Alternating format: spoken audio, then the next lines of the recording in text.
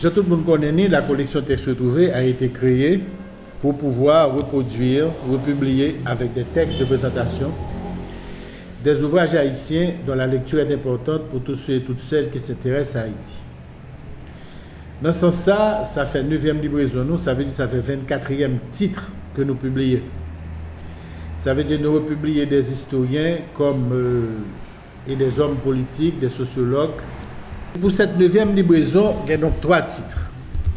Il y a d'abord ce titre du docteur Katz Pressoir, La médecine en Haïti. Dans cet ouvrage, qui est paru en 1927, le docteur Pressoir montre en quoi consistait la pratique médicale dans ce pays, que ce soit pendant la période de la colonisation française et que ce soit pendant la période haïtienne, et cela jusqu'à 1915.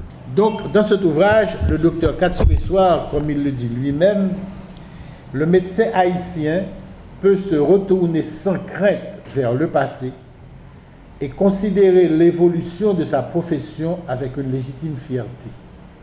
Il n'a fait que du bien et rien que du bien à son pays.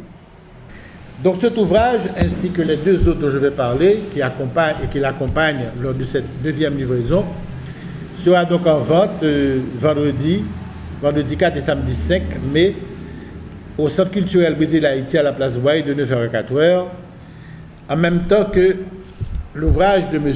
Marcelin Josselin. Alors, cet ouvrage donc, que je présente et qui a été réédité grâce à la compréhension et à l'appui de l'Institut interuniversitaire de recherche et de développement INURED, je fais remarquer que Haïti ne serait pas né sans la résistance des masses populaires, n'en déplaise aux mannes de Dessalines de Pétion et aux adulateurs des héros de l'histoire officielle. Alors, dans la préface de cet ouvrage, je joue beaucoup sur les dates. À la fin de la préface, de la présentation, j'ai dit que dans ce pays, on se souvient surtout du 17 octobre 1806, l'assassinat de Dessalines, mais il y a 2 17 octobre qu'on oublie. Et ces oublis ne sont pas innocents. Il y a le 17 octobre 1801, lorsque le général Moïse laisse le Cap pour soutenir la révolte des paysans contre les règlements de culture de Toussaint Louverture dans la plaine du Nord. Et il y a le 17 octobre 1803, lorsque Giffard prend la ville d'Écailles et réalise l'indépendance de la province du Sud. Le 3e livre, c'est le livre que j'ai réalisé en réunissant différentes études que M. Antoine Pierre-Paul, né en 1880, mort en 1968, a réalisé sur Antoine Simon. Voici ce que j'écris. Les informations venues de la cuisine du palais au travers Pierre-Paul manquaient à notre évaluation du gouvernement et du personnage politique Antoine Simon.